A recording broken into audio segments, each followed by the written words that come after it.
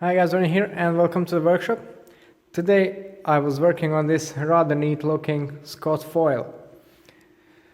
It's a custom build on one of the best aero frame sets in my opinion on the market right now.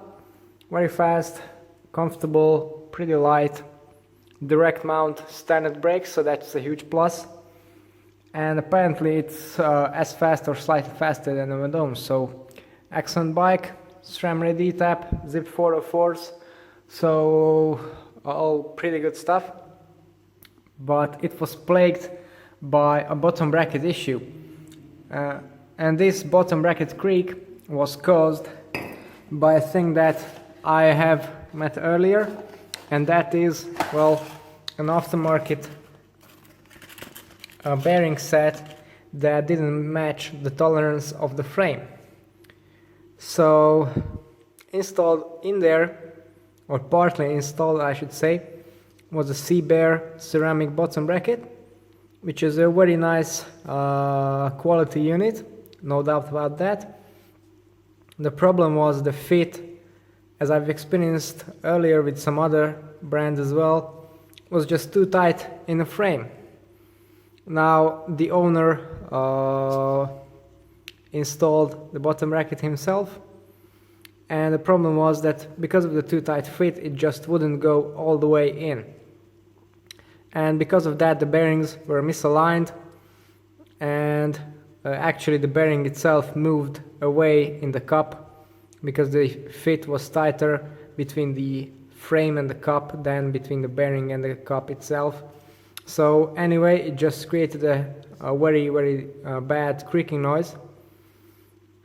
And when I tried to, well, actually pull the thing apart and service the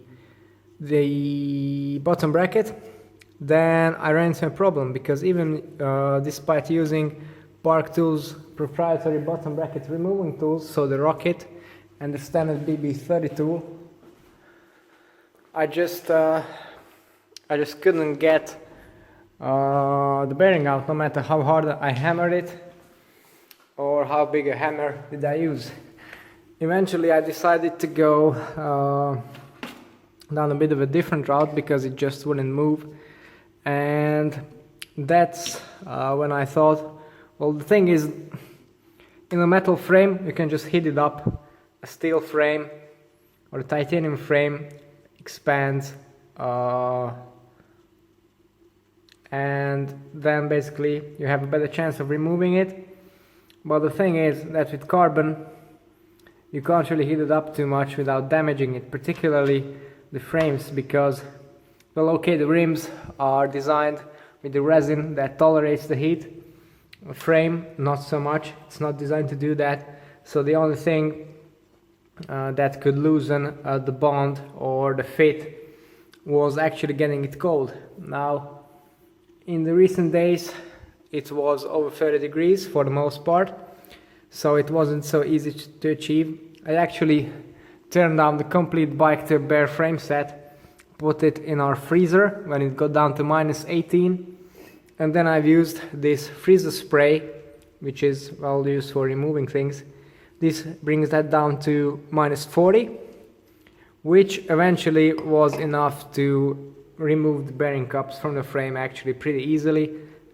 Luckily nothing was damaged, so I'm very happy about that. And well, actually we tried to sort out a replacement. These inner cups actually are quite badly hammered, but since the bearings are in good condition they are still usable. So I've serviced this. Maybe in a frame with a less tight setup it worked fine, or well, not maybe, it actually will. It's okay. But we decided to go for a Kogel bearing or Kogel bottom bracket, and I've actually measured these out, and the Kogel comes in slightly smaller than the Seabear unit. And actually from other frames that I've measured, the Scott is actually on the very tight side, so it's not really the fault of the bottom bracket. I think it's just the tolerance on the BB of the frame or the frame shell. It's just extremely tight, so I've I will be linking the measured data into the video right now, so you can check it out. The Kogel was just incrementally smaller, but it made all the difference because it went in quite easily, and I think based on my experience it will be removable as well. It finally has proper alignment, so as you can see, cranks are spinning freely like they should, and hopefully without any creaks. So yeah, this is one drawback that you can experience with press fit systems. You know, it just doesn't always work out to be perfect. And to be honest, I think the too tight fit is a bit harder to mitigate than the too loose fit, because there are different bonding agents you can use to, you know, fill in the void or make the fit tighter. But the only real solution for a fit that's too tight is to painstakingly just you know, file it away or put it in a lathe and trim down, you know, a couple hundreds of a millimeter. But yeah, that's a bit more laborious. So anyway, if you're planning to upgrade your Scott foil frame set to an aftermarket bearing, then yeah, just better be careful when choosing it. Maybe it was just this one, maybe all of them are pretty tight. I don't yet have experience with that, but yeah, it's worth keeping an eye on. Okay, so this was a little technical BB oriented video. If you want to see more stuff regarding high-end bicycles like this one, then don't forget to tune into the channel and subscribe. It's off today. Thanks for watching, and see you next time.